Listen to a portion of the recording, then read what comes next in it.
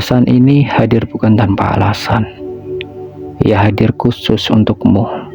Ya, untukmu yang sedang membaca ini sekarang. Tidak ada yang kebetulan dalam hidup, karena setiap pertemuan, setiap bacaan, bahkan setiap detik pun telah diatur oleh Tuhan dengan skenario yang sempurna. Mungkin hatimu sedang mencari arah, mungkin jiwamu sedang lelah. Mungkin inilah saat yang tepat bagimu untuk berhenti sejenak dan mendengarkan suara dari langit yang dikirimkan melalui pesan sederhana ini.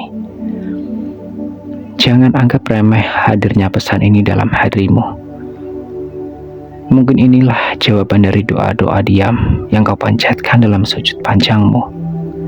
Atau mungkin ini adalah tanda bahwa Tuhan masih mencintaimu, masih mengingatmu, dan ingin mengajakmu kembali mendekat kepadanya.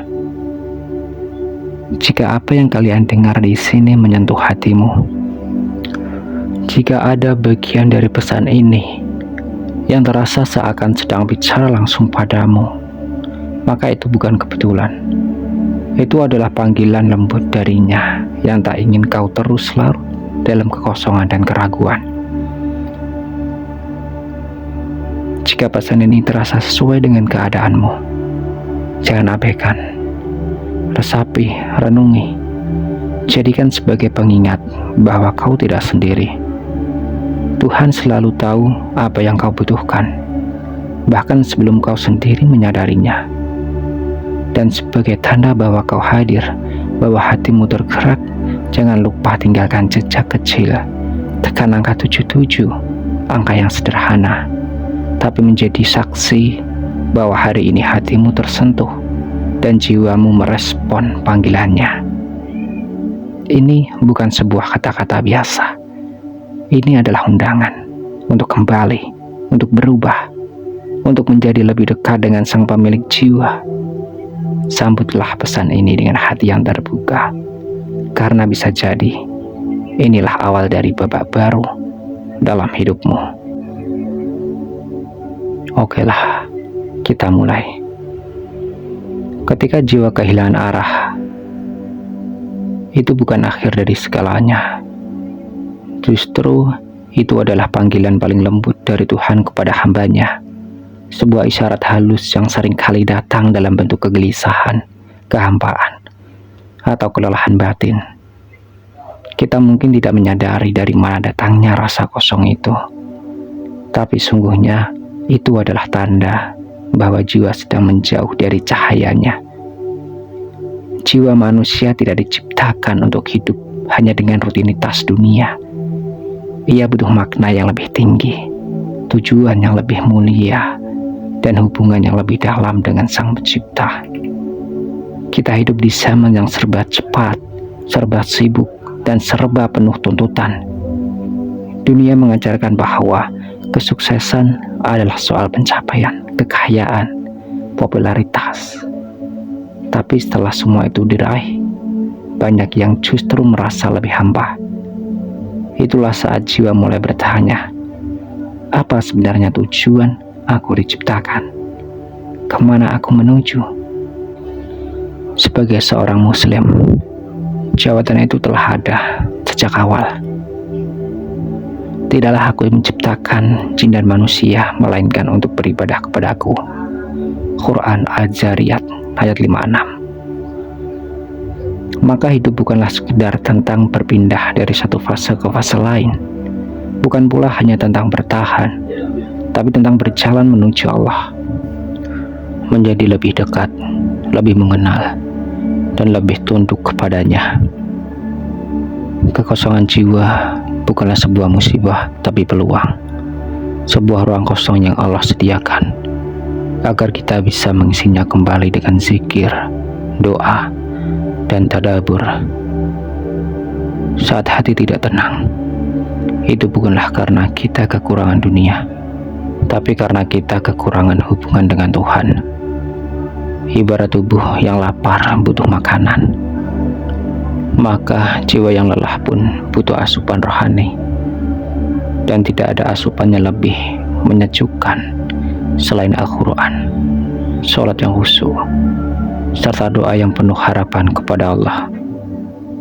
Kembalilah, wahai jiwa, tidak peduli seberapa jauh engkau tersesat, pintu rahmatnya tak pernah tertutup. Langkah pertama untuk kembali kepada Allah adalah kesadaran bahwa kita telah jauh. Lalu niatlah yang tulus untuk kembali. Mungkin jalannya penuh liku, mungkin butuh waktu, tapi setiap langkah menuju Allah akan dibalas dengan bimbingan dan ketenangan yang tak bisa dijelaskan dengan kata-kata. Hidup akan mulai terasa bermakna, meski keadaan belum berubah. Sebab makna sejati bukanlah terletak pada apa yang kita miliki, tapi pada siapa yang kita tuju. Jangan biarkan kekosongan berlama-lama. Jangan biarkan hati terus tertidur dalam kesibukan dunia. Bangkitlah, isi ruang hampa itu dengan cinta kepadanya, dengan air mata taubat, dengan harapan yang tak pernah padam.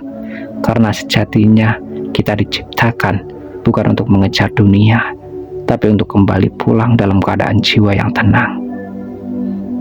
Jadikanlah setiap langkah di dunia ini sebagai perjalanan pulang menuju cahaya, menuju makna, menuju Dia yang menciptakan kita dengan cinta. Dan saat kekosongan jiwa dibiarkan tumbuh, ia perlahan berubah menjadi kecemasan yang samar, lalu menjadi beban yang nyata. Hati yang kehilangan arah menjadi tempat yang rawan bagi kegelisahan. Pikiran mulai penuh dengan ketakutan tentang masa depan, tentang kegagalan, tentang kehilangan.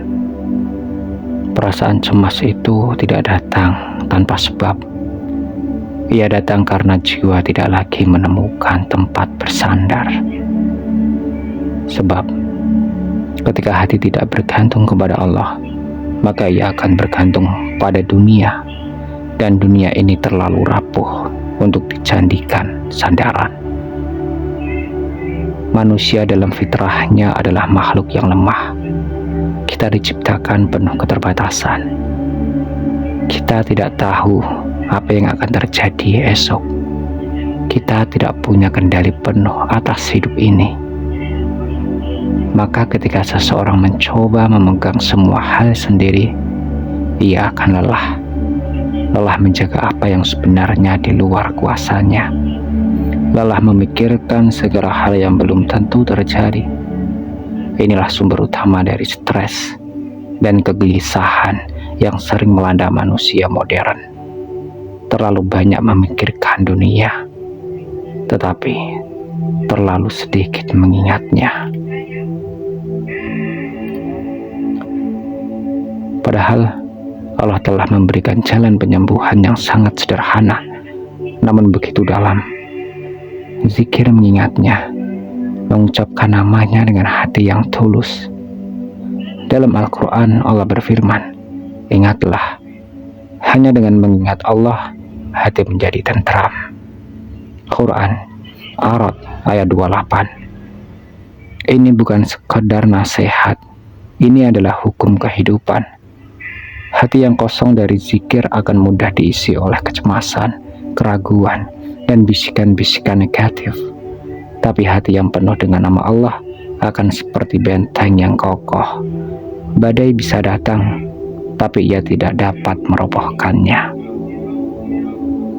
Betapa sering kita mencoba mencari ketenangan dari luar, hiburan, perjalanan, teman, bahkan pelarian.